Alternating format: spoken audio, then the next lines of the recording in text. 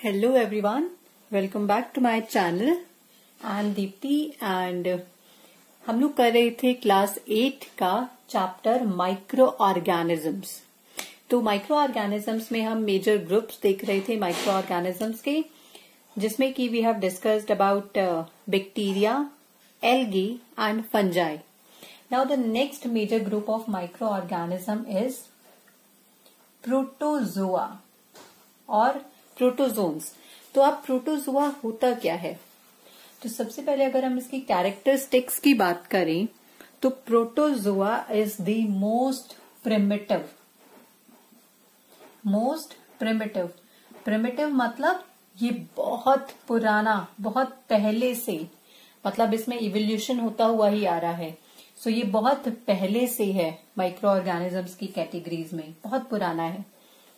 Primitive, single celled है, that means they are unicellular, और unicellular है तो दैट मीन्स भाई ये माइक्रोस्कोपिक एनिमल्स हैं। एग्जाम्पल्स की बात करें तो अमीबा, पैरामीशियम,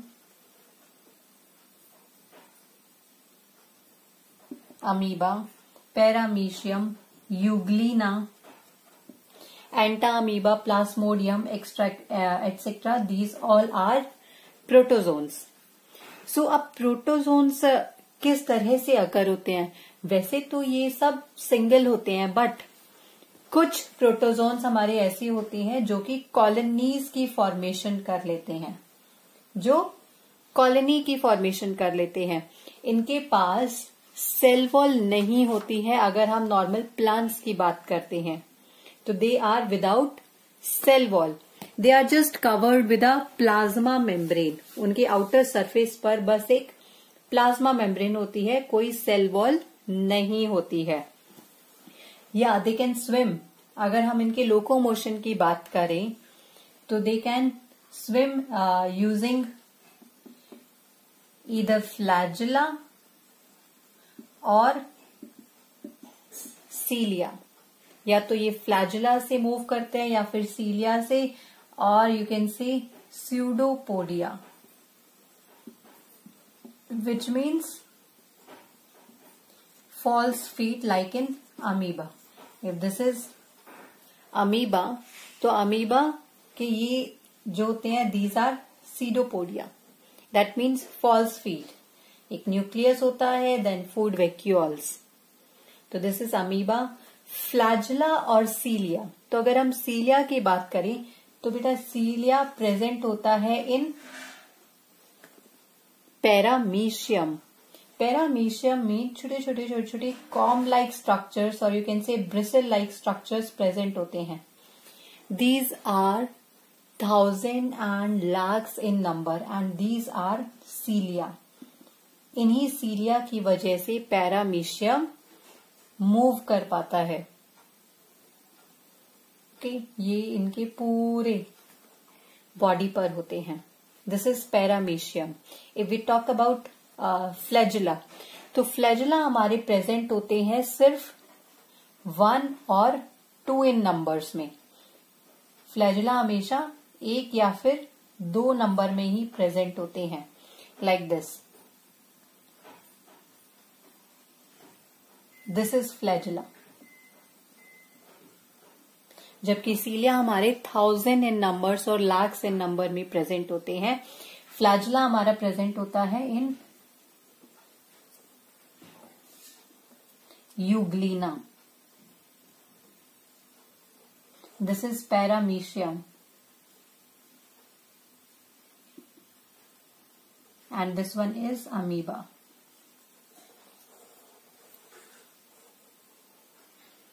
तो इस तरह से हमारे सीलिया और फ्लैजिला एंड सीडोपोडिया की हेल्प से हमारे जो ऑर्गेनिजम्स हैं वो मूव करते हैं।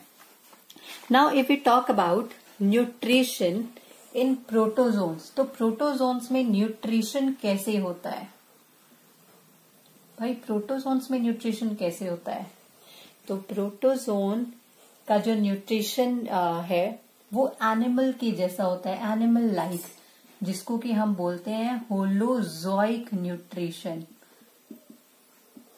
We can say holozoic nutrition.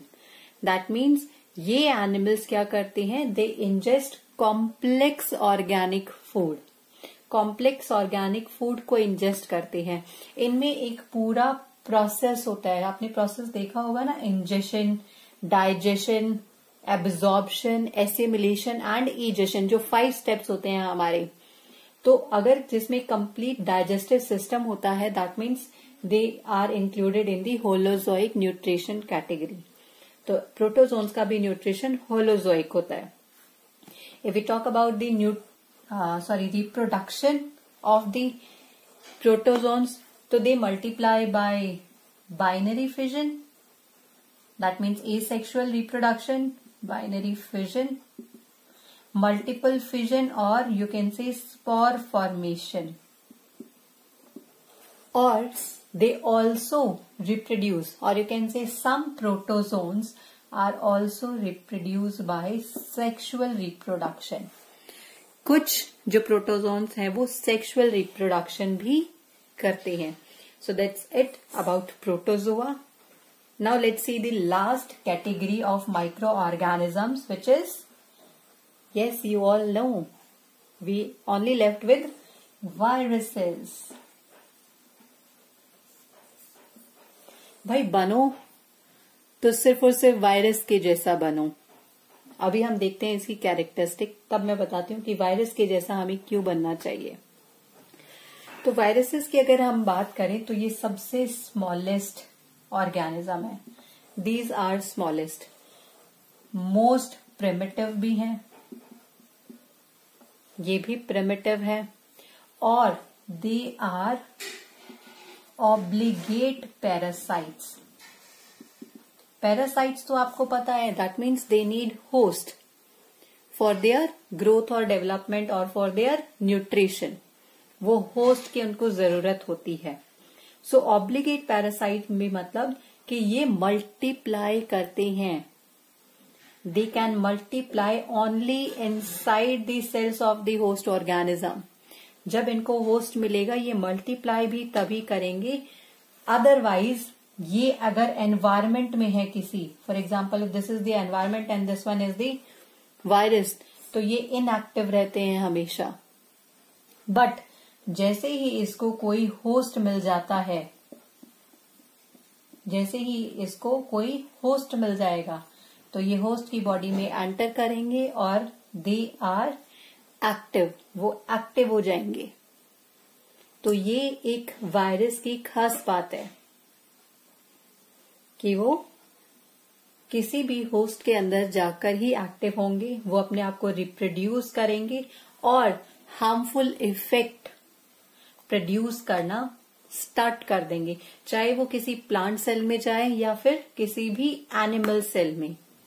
और ये इतने ज्यादा टाइनी होते हैं, इतने ज्यादा छोटे होते हैं कि सिर्फ और सिर्फ इनको इलेक्ट्रॉन माइक्रोस्कोप के थ्रू ही देखा जा सकता है. They are so tiny.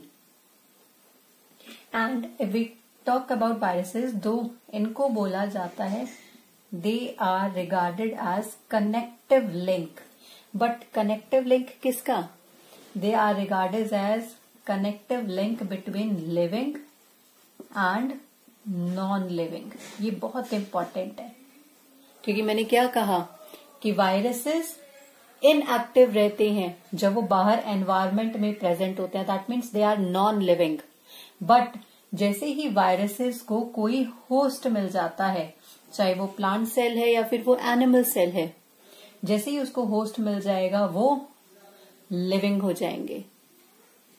तो इसलिए अपने आप को आपको भी इतना अच्छे से, इतना पावरफुल करना है कि आपके सामने भी जितने भी हर्डल्स आए आप उनको बिल्कुल कंप्लीटली क्रॉस करते हुए चलें.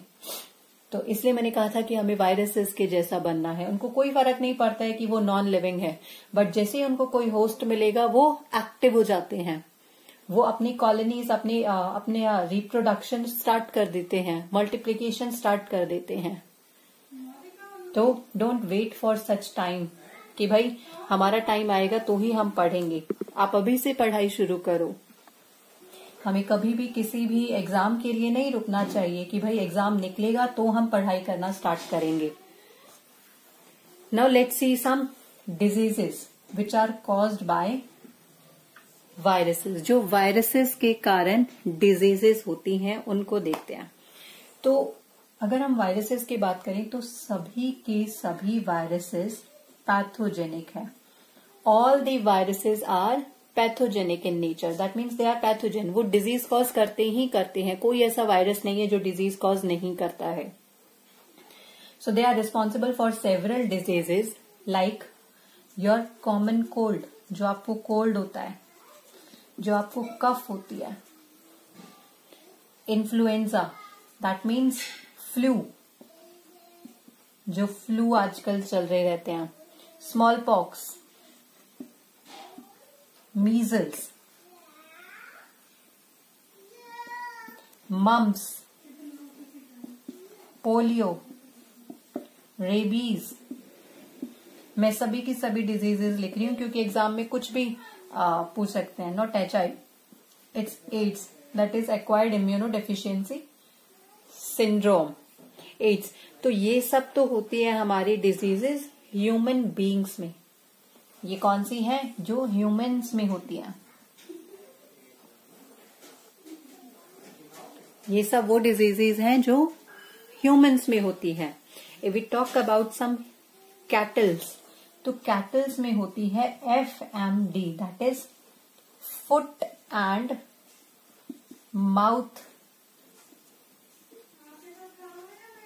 Mouth diseases in cattles. Foot and mouth disease होती है हमारे कैटल्स में। कुछ डिजीज हमारी होती हैं प्लांट्स में, लाइक TMV। ये होती है हमारे टोबैको प्लांट में, दैट इज इसीलिए उसका नाम रखा गया है टोबैको मोज़ैक वायरस, और यू कैन सी जो टोबैको मोज़ैक वायरस है, बट इसको बोलते हैं टोबैको मोज़ैक डिजीज। ये टोबैको प्लांट को इफेक्ट करते हैं। Mosaic disease of cabbage, cabbage में होती है। लीफ कैबेज में होती है, कॉलीफ्लावर में भी होती है, मस्टर्ड में होती है, and etcetera. So these are all diseases like leaf curl disease of bean, pea, soybean, जो हमारी नॉर्मल बीन्स में होती हैं, उनकी लीफ कर्ल हो जाती हैं, तो इसीलिए बोला गया leaf curl diseases of beans, pea, soybean, cotton, leaf roll disease of tomato also. There are so many diseases in plants also which are caused by viruses. So these are the main. So keep studying. That's it for this video, and in the next video we are going to study about the economic importance of microorganism. बहुत अच्छी है वो भी कि viruses micro organisms हमारे किस किस काम आते हैं। वो कुछ हमारे पास ऐसे माइक्रो ऑर्गेनिजम्स है जो बेनिफिशियल भी हैं एंड जो हार्मफुल भी हैं, तो हम उनकी इम्पोर्टेंस भी अब हम नेक्स्ट वीडियो में देखेंगे। So keep studying and keep enjoying with yourself. खुद के साथ खुश रहना अच्छी बात होती है। And thank you so much. Have a good day and don't forget to like, share and comment. That's it. And subscribe to this channel also. Thank you so much all of you. Bye bye.